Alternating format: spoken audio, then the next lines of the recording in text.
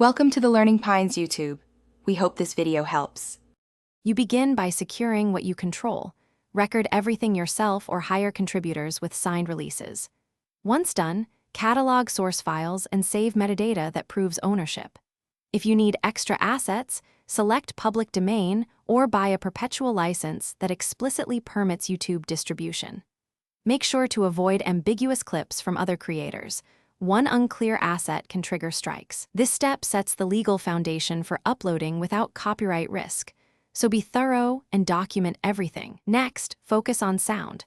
Record original music or secure a license that includes synchronization and worldwide distribution for YouTube.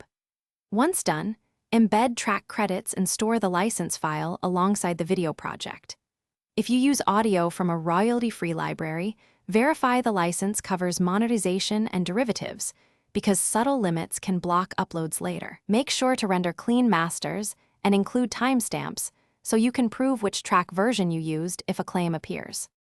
Finally, export your finished video, embed clear credits, and attach metadata showing ownership.